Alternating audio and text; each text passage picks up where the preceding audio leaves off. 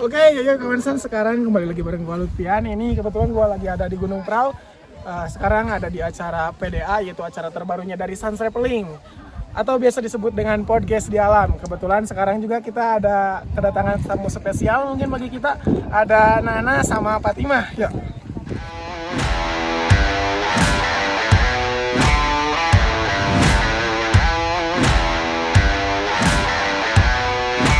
Are you ready?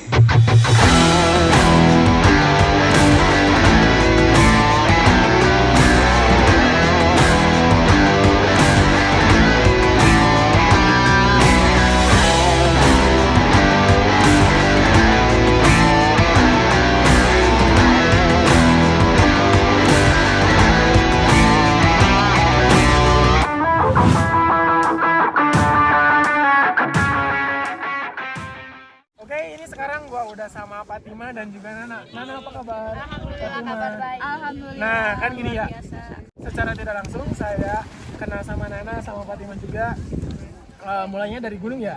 Iya. Nah, mulai dari gunung. Jadi sebenarnya pengen tahu tuh buat Nana sama Fatimah juga, sebelum kalian memutuskan untuk naik gunung, kesibukan kesehariannya apa sih?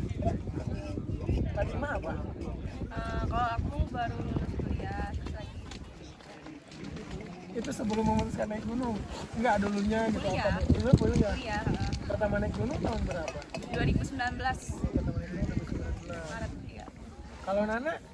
Kegiatan sehari-hari Nana kerja. Udah. Kerja. Mulai naik gunung Nana dari tahun berapa? Nana mulai naik gunung dari tahun 2019 pas Nana lulus SMK. Nah, terus kan gini ya, dilihat di Instagramnya gitu. Nana sama Fatimah tuh sering banget naik gunung. Naik gunung tuh kalian terjadwal apa gimana? Enggak juga. Iya. Kadang-kadang di satu bulan gitu berapa kali naik? Kadang nggak naik, kadang sebulan sekali. Kadang liburnya lama, nggak juga. Enggak juga. Nana? Iya. Sama, kadang sebulan itu gak naik, kadang bulan depannya bulan itu 2 kali. Nah, betul. Kalau misalkan nggak naik gunung nih, kan kayaknya ada hobi yang dikerjain atau apa gitu. Hobinya selain naik gunung apa? Aku suka jalan-jalan, maksudnya nggak cuma naik gunung, jalan-jalan kan banyak ya. Kadang ada tempat wisata, ke Curug, kadang ke pantai. Jadi nggak hanya tentang gunung ya? Benar. Terus aku juga suka nonton film, nonton drama Korea, opa-opa. Kalau Nana apa? Opa-opa ya ganteng. Kalau Nana sama sih, Nana juga selain naik gunung suka jalan-jalan juga, jalan-jalan ke Curug, jalan-jalan ke pantai. Sama satu lagi Nana suka foto-foto juga. Kebanyakannya hampir sama ya jawabannya. Iya. Nah, terusan Nana sama Fatimah, mengapa sih harus naik gunung gitu? Apakah ada emang motivasi dari orang lain atau emang dari ketentuan diri sendiri atau gimana? Pertama kali naik gunung ya, awalnya kan lihat temen gitu ya, terus kayak biasanya kan orang ngajak ya, gue mau naik gunung nih, lu mau ikut nggak gitu. Kalau aku enggak, gue mau nyoba dong naik gunung, jadi kayak ketagihan. Berarti awalnya coba-coba. Coba-coba, Ya, kok enak. Padahal kan naik gunung tuh capek, candu. hujan kita kehujanan, terkadang kalau lagi di trek panas kepanasan. Pengen ini pengen itu kan susah juga, nggak semudah di kota gitu. Kalau Nana gimana? Kalau Nana, emang dari kecil Nana tuh suka liatin gunung dari depan rumah kan. Soalnya rumah Nana tuh di bawah kaki gunung Papandaya, di bawah kaki gunung Cikuray. Jadi dari kecil Nana tuh suka ngehayal Nana tuh ada di sana. Pas sekarang alhamdulillah kesampaian Nana di gunung. Masya Allah, tabarakallah. Akhirnya bisa ke gunung. Nah, buat Nana sama Fatimah sendiri, kalau misalkan kalian naik gunung terus menerus, apa sih sebenarnya yang dicari di gunung itu apa? Kalau aku selain healing ya, cenah anjay healing, cari teman juga sih, kayak kan aku sebenarnya belum kenal sama Nana, terus ketemu Nana tuh di mana Nak? Papandaya ya? Oh si Doro. Iya. Doro. Terus kenal sama Uci juga, ketemu di Papandaya. Jadi lama-lama temennya tuh meluas, dari teman Jakarta aja, ada teman dari Garut ya, darinya banyak relasi, banyak teman juga sih. Jadi makin seru ya. Iya, banyak kenalan. Oh iya, Nana gimana? Kalau dari Nana sih hampir sama juga ya, selain mencari ketenangan juga cari teman sama cari pengalaman baru. Dari Nana itu ya. Heeh. Kalau misalkan Nana pertama kali naik gunung apa? Nana pertama kali naik gunung tuh Papandayan pas SMA TikTok tapi nggak ngecamp. Pertama ke Papandayan. Fatima? Gede. Ke Gede. Oh pertama langsung ke Gede. Iya. Ngeri. Jalurnya kemana ke Gede? Via Putri. Ya Putri. Heeh. Lumayan tuh kaget juga. Pertama kali tuh langsung kayak ngap gitu loh. Kayak mual-mual gimana sih gitu kalau misalnya penyakit dulu kan dia suka mual ya, kayak belum terbiasa ngos-ngosan gitu. Jadi belum sampai pos sampah terus udah dibawain. Sampai naik sampai turun lagi. Tapi samit. Samit alhamdulillah. Nyoba sampai puncak puncak, langsung iya, pertama keren kali. banget. Iya, keren banget. Merasa keren di situ. Nah terus menurut kalian nih kesan yang nggak bisa dilupakan selama naik gunung? Kalau misalkan bingung ambil aja dari satu gunung tersebut kesan yang nggak bisa dilupain sampai rumah sampai sekarang mungkin bahkan masih ingat gitu. Itu gunung mana? Aku pertama Rinjani sih. Kesannya? Soalnya Pertama terus jauh gitu. pertama kali keluar Pulau Jawa kayak gila ternyata bisa ya sampai ke tahap keluar Pulau Jawa tuh kayak mandiri sendiri gitu ya nggak sama orang tua biasanya kan sama orang tua terus bisa sampai puncak Rinjani menginjakkan kaki di Lombok gitu anjay kayak seneng banget. Kalau bisa emang di bawah orang tuanya nggak apa-apa. Iya tapi belum rezekinya mungkin ya baru rezeki anaknya aja tapi oleh-olehnya mah dapat kok tenang. Kalau menurut Nana kesannya apa nih?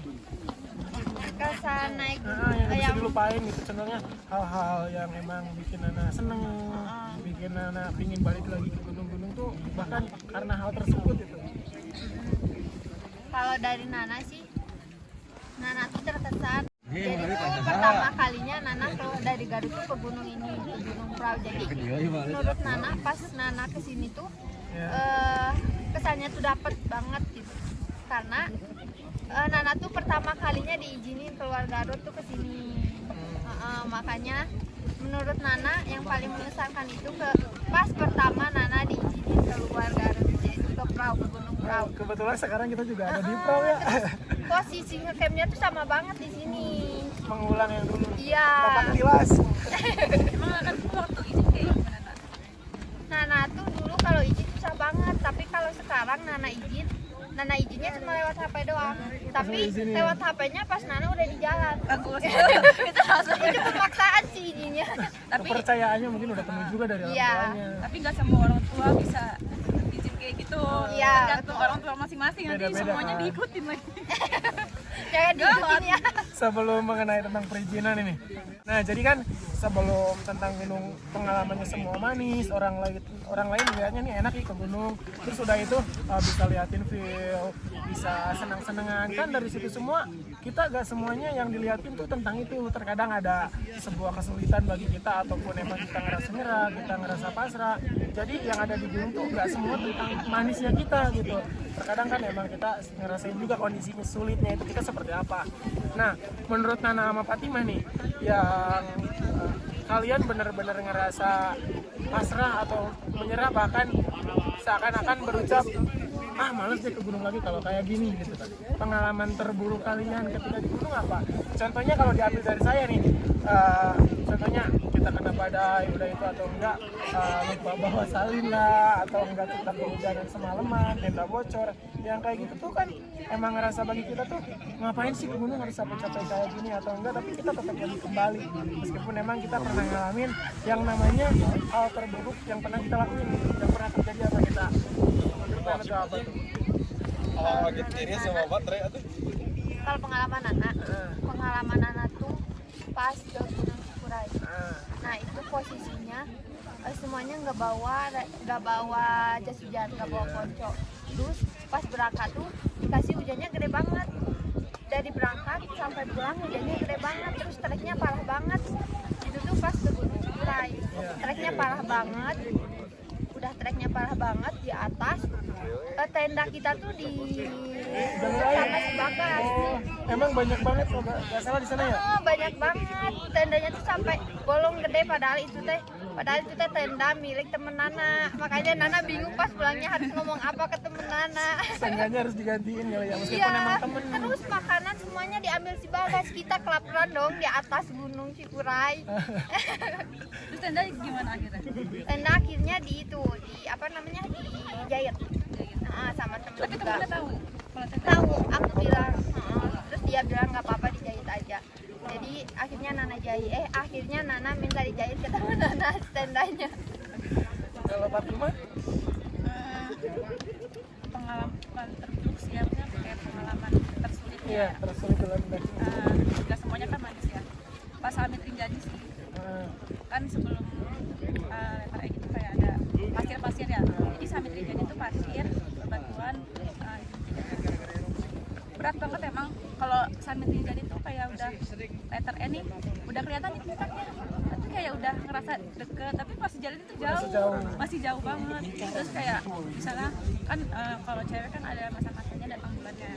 Nah kalau pendakian pasir terbang tuh kadang menguras tenaga dan energi tuh kayak Bener banget. kadang suka menyerah aja gitu ya di tek pendakian, rasa gitu kan Iya, ya, bener rasa banget. bener kan, rasa gitu ya, nggak enak, terus mau jalan sakit, duduk juga sakit, kehilangan lah pokoknya. Bisa dijelaskan. Susah dijelaskan, pokoknya yang cewek-cewek aja yang tahu gitu ya. Terus Ya kalau misalnya ya TTA bener yang tahu-tahu aja. Kalau lagi hujan terus semua basah kayak apa sih, lupa bawa jas hujan lah misalnya, baju yang buat ganti nggak apa sih namanya, nggak pakai rain cover atau apa sih namanya, flashback dalamnya, itu bener-bener Basah ya? kacau ya. Itu pertama kali kesini kayak gitu basah. jadi jaket yang buat tidur itu dipakai buat trek, dan akhirnya temen nggak pakai jaket tuh tidur, jadi kasih ke aku gitu. Masih maklum lah, masih belum tahu. Sekarang sebelum melakukan pendakian tuh benar-benar harus siapin semuanya. Mau hujan mau enggak tetap harus lengkap semua perlengkapannya biar kita bisa aman dan nggak ngerepotin temen pendakian juga. Terkadang kita juga kalau misalkan emang udah sering mendaki, sebelum berangkat lagi dari gunung ini kita mau ke gunung yang lain gitu, tetap aja suka ada yang lupa, atau enggak tetap lagi dicek lagi apa nih yang lupa. Ada aja Kan seperti itu, meskipun emang udah sering naik gunung. benar-benar harus cek lagi itu udah Iya. kayak baju Nah, bener. apalagi kalau misalnya orang-orang yang punya penyakit bawaan iya bawa obat-obatan dulu, kenapa tiba-tiba enggak, tapi dari panitia misalnya ikut obat ya pasti ada juga panitianya di obat-obatan, Iya. cuman buat pribadi kitanya gimana. Tetap kita juga harus seenggaknya kita harus punya sendiri lah. Terkadang kan nggak semua hal harus dihadapin sama orang lain. Iya, jangan Meskipun tergantung emang sama dari orang. trip atau apa gitu. Apalagi kalau misalkan emang kita berdakiannya bareng teman-teman kita di bukan OT, jadi secara cuma pendakian bersama gitu. Karena yang tahu penyakit kita tuh diri kita sendiri. Iya, betul. Karena yang ngerasain diri kita sendiri Bener. kan. Yang terjadi kita kan nggak apa jadi kita tahu kan. Nah kan selain dari pertanyaan-pertanyaan tentang emang enaknya naik gunung, udah itu nikmatin view-nya kayak gimana, terkadang kan ada juga, apalagi waktu kemarin-kemarin banyak banget, booming banget nih orang yang meninggal di gunung. Jadi terkadang orang tua tuh gak ngizinin anaknya tuh gara-gara jangan ini karena ngelihat buruknya doang gitu. Nah menurut Nana ataupun Fatimah, pendapat dari kalian, pendapat tentang banyaknya korban orang yang meninggal di gunung seperti apa sih?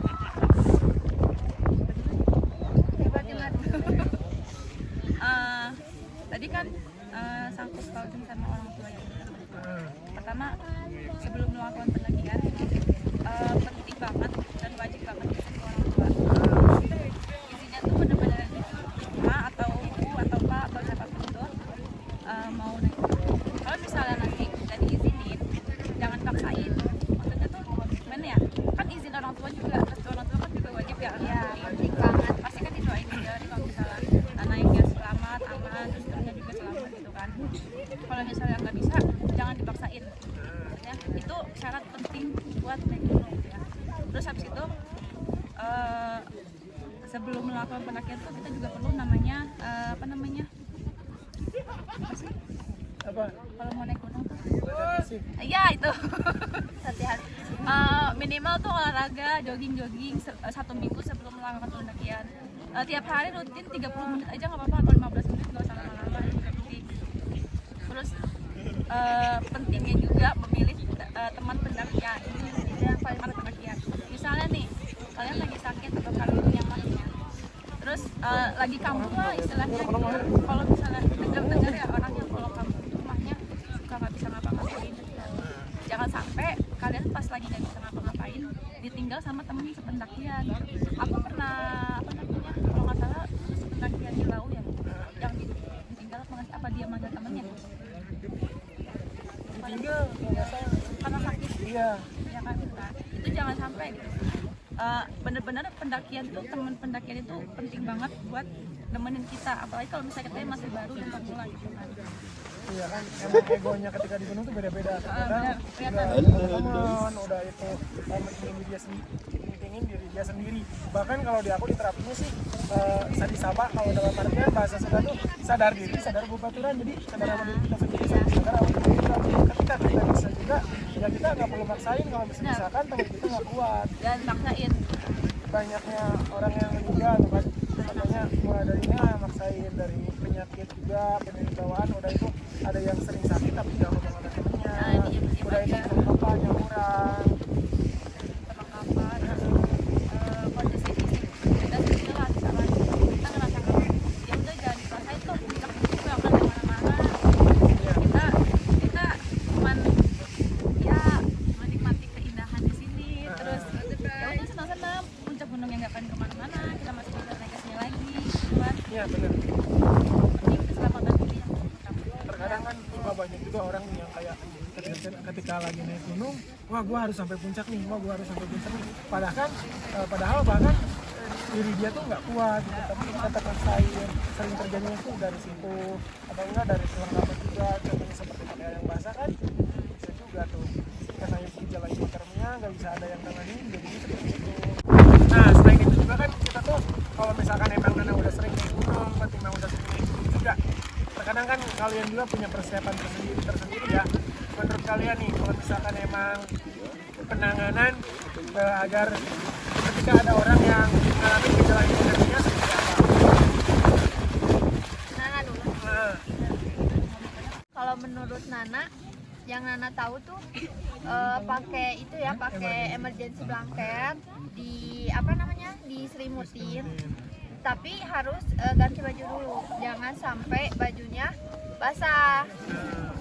Terus selain dari dikasih emergency blanket, jangan lupa bajunya diganti sama yang kering. Dikasih air hangat juga. Terus kalau ada teman-temannya, bantu peluk lah. biar hangat gitu. Bantu peluk temennya yang lagi kena gejala hipo. Itu sih yang Nana tahu. Sebagian mungkin ya. Sebagian itu. Nah emang bener banget sih Nak, gejala hipotermia itu adalah sesuatu hal yang sebenarnya nggak harus terjadi. Jadi kebanyakan orang juga kan kalau misalkan ini mah ngalamin gejala seperti itu, kemungkinan bahkan di 70 bahkan 80% bisa meninggal. Nah jadi sebaiknya juga memang ketika kalian ada sih sebagian orang yang sulit makan kalau misalkan lagi di gunung. Aku belum lapar. Nah sebenarnya sering terjadi juga dari situ. Jadi kalau misalkan ketika di gunung lapar sebenarnya harus makan di waktu-waktu tertentu. Kayak jam 12 udah lewat, kita pukul 2, kita belum lapar nih. Soalnya kita nunggu lapar dulu baru makan, itu adalah hal yang emang seharusnya nggak boleh dilakuin. Jadi ketika mau lapar mau enggak pun, waktu makan jam tersebut adalah emang kita harus makan gitu. Nah terus selain itu ketika kita sampai nih area camp, kita pakai baju basah. Nah udah itu ganti dulu bajunya, ada yang nyariin kan seperti itu. Terus dia bilangnya ntar lah nanggung. Sebenarnya itu tuh emang nggak boleh gitu, tapi ketika kita sampai area camp, toh kita gak bakalan apa-apa lagi selain kita bangun tenda, udah gitu kita masak lalu makan, kita harus cepet-cepet ganti baju. Terkadang sering terjadinya gejala itu dari situ juga, gara-gara pakaian yang basah, udah itu emang kurang persiapan, kosong, banyak sekali terjadi dari situ. Nah maka sebaiknya tuh kita harus benar-benar ngindarin yang namanya perut kosong, pakaian basah itu tuh nggak harus kita pakai pakaian basah. Kalau misalkan emang udah bawa pakaian ganti, kita buat apa ketika kita bawa pakaian ganti malah nggak mau ganti, nunggu dulu yang dipakai trekking si pakaian itu kering. Jadi sebaiknya emang harus benar-benar pakaian trekking sama pakaian tidur itu dibedain. Ketika lagi trekking pakaiannya itu mau naik mau turun itu lagi juga nggak apa-apa. Yang penting kalau misalkan emang mau tidur harus benar-benar pakaian kering. Terkadang kan ada emang nggak apa-apa nih sampai tidur juga dia nggak apa-apa, masih aman-aman aja, bahkan dia pakai pakaian yang habis trekking. Cuman ketika kemalamannya dari bangun nggak semalam apa-apa sampai pagi, itu tuh adalah waktu dinginnya tuh dingin banget gitu. Jadi sering terjadi itu di waktu-waktu tersebut gitu. Nah jadi seperti itu mungkin ada juga nih orang yang kalau misalkan emang ngelakuin pendakian udah tahu kalau misalkan emang di hutan itu nggak tahu cuaca nggak bisa ditebak. Terkadang kan waktu ini contohnya kali ini lagi panas banget nih, terkadang kan bisa juga terjadi hujan seketika. Nah jadi emang persiapan tuh harus benar-benar banget. Jadi kalau misalkan emang contohnya kita bawa jas hujan, tapi jas hujan kita ditaruh di paling bagian bawah. Ketika kita lagi trekking kita tuh kehujanan. Nah dari situ kan suka banyak terjadi yang namanya males pakai jas hujan, nanggung soalnya kenapa jas hujan gua paling bawah. Emang gak bisa gitu kalau dibuka dulu. Jadi sebaiknya tuh bener-bener harus dipakai. Kan ada juga nih orang yang misalkan lagi ngedaki itu lagi perjalanan ke camp area tuh hujan-hujanan, udahlah gak apa-apa nanggung, nanti aja di camp gua ganti bajunya. Emang meskipun ketika di camp area dia nggak apa-apa, tetapi kondisi tubuhnya kan terus berjalan. Apalagi yang nemuin cuaca di gunung sedingin apa gitu gunung. Pokoknya untuk masalah dingin nggak bisa dijelasin juga. Jadi bener-bener mulai dari perlengkapan, perut kosong, bahkan baju basah tuh harus benar-benar dihindari untuk ngejauhin yang namanya gejala hipotermia seperti itu. Nah itu juga tuh menurut pengalaman gue sendiri, bahkan pengalaman orang lain itu gue nggak tahu ya, itu mungkin secara tidak langsung ilmu yang gue tahu. Jadi seenggaknya ketika gue tahu dari 100% gue tahunya cuma 50% atau 40%, seenggaknya hal itu juga dapat membantu gitu. Jadi nggak terlalu kita kosong banget gitu. Yang namanya ke gunung gak cuma emang kita bisa lihat view-nya enak, gak bisa nikmatin suasananya. Terkadang kita juga harus berpikir susahnya ngelakuin pendakian ketika kita berjalan ke hutan sebelum kita menikmati yang namanya view. Terkadang kan gak bisa ditebak juga. Jadi persiapan tuh harus benar-benar banget. Kita jangan punya harapan yang kita taruh tuh bahwa ketika kita sampai puncak atau kita sampai camp area, pemandangan itu bakalan bagus, pemandangan itu bakalan enak buat dilihat, bahkan kita bisa menikmatin pemandangan itu. Terkadang kita juga harus benar-benar berpikir bahwa mikirnya gak usah gimana ya, menurut gua sih gak usah terlalu berharap bahwa kita akan dapat bagus view, tapi mikirnya juga kita harus berpikir gimana nih kalau hujan, gimana nih kalau kabut, gimana nih kita kalau misalkan emang kerepotan. Jadi kalau misalkan kita ada pikiran seperti itu, kita bisa mempersiapkan hal yang harus seperlunya kita bawa dan nggak seperlunya kita bawa gitu. Nah, buat Nana sama Fatima juga, saran dari kalian nih, kayak orang-orang yang baru naik gunung atau baru pertama kali naik gunung, alat penunjang yang harus mereka bawa itu seperti apa? Tergantung pendakiannya tuh gimana, bisa Ambil 2 malam deh, biar nggak lama. ini dia mau solo hiking open trip atau bareng temen nih kan. Kalau misalnya solo hiking beda-beda ya. Mereka perlengkapannya benar-benar kan semuanya buat pemula kan, buat orang yang pertama kali juga naik gunung, berarti otomatis masuknya ke pendakian bareng-bareng ya. Berarti yang pertama itu alas kaki tuh bisa sepatu sama sandal gunung ada, tapi kalau mau lebih aman pakai sepatu. Terus tas bisa carrier, bisa daypack, itu apa aja sesuai juga sama tinggi badan kita. Jaket, sleeping bag itu penting di segala cuaca, mau cuacanya lagi kemarau mau lagi hujan, namanya di gunung pasti dingin, jadi jangan lupa bawa jaket, mau 2 pun nggak apa-apa, nggak masalah gitu. Terus perlengkapan baju yang buat diganti mau dibawa di gunung 2 atau 1 setel juga dikunci. Pokoknya bedain baju ketika trekking sama baju tidur ya. Terus jangan lupa obat-obatan pribadi juga kan, itu penting karena kita nggak tahu kan apa teman-teman yang lain nyediain obatnya apa enggak. Jadi kita harus persiapan obat pribadi sendiri. Karena biasanya kan open trip itu nyediain P3K juga kan, tapi kita tuh jangan tergantung sama orang. Jadi kita harus memahami diri sendiri apa yang kita perlu, obat-obatan apa yang kita perlu, apalagi yang punya penyakit bawaan seperti itu. Terkadang kan emang orang lain juga nggak tahu tuh penyakit yang kita alami seperti apa. Emang jadi kita harus benar-benar persiapkan obat-obatan itu juga emang perlu sih. Ya. Oke, cukup sampai di sini, cukup sekian juga. Mohon maaf dari kita atau apabila ada kesalahan kata atau kalimat yang emang tidak teratur, mungkin karena kita juga baru pertama kali. Nah, buat kalian sampai ketemu di gunung berikutnya dan di berikutnya. See you, terima kasih.